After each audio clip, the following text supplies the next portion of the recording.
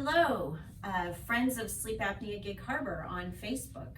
I have something exciting to share with you today.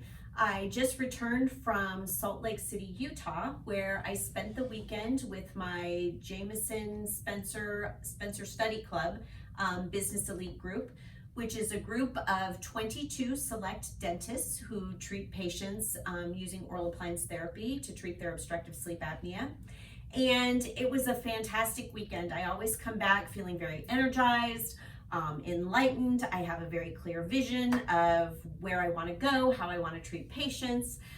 So it was just wonderful because I thought about all of my patients this weekend. I thought about future patients and how we can make sure that we are better treating people who suffer from obstructive sleep apnea, who cannot use, do not want to use, or can't tolerate PAP therapy, which, as I always say, I would never ever talk anyone out of PAP therapy who is using it successfully. However, I also feel very passionate that people who have obstructive sleep apnea, who cannot tolerate PAP therapy, or need a backup to their PAP therapy because they like to go camping or they like to fly to areas that maybe don't have access to good electricity or have electricity outages, that they need to have treatment for their sleep apnea. So we talked a lot about that, about how people shouldn't be using PAP therapy when they're sick. The American Academy of Sleep Medicine has talked about CPAP spreading viruses in light of COVID-19. So my tip for those people who do use CPAP is make sure they're very clean. I read an article today on the chances of acquiring pneumonia if you have untreated obstructive sleep apnea or if you are a PAP therapy patient.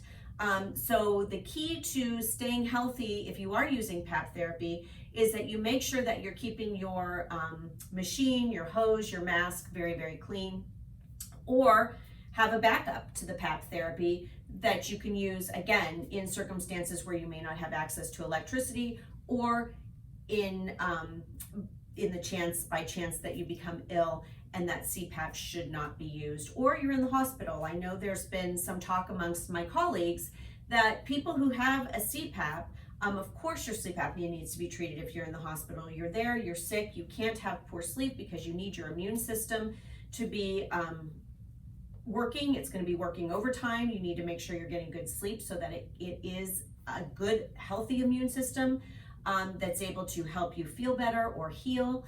And there's some talk now about CPAPs not being used in patients who have COVID and or any other type of viral or bacterial illness. So make sure you're keeping the CPAPs clean if you have one.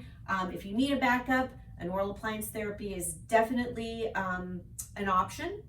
And again, we talked a lot about that this weekend, and it was very beneficial. We talked about other things as well as how to treat our patients effectively.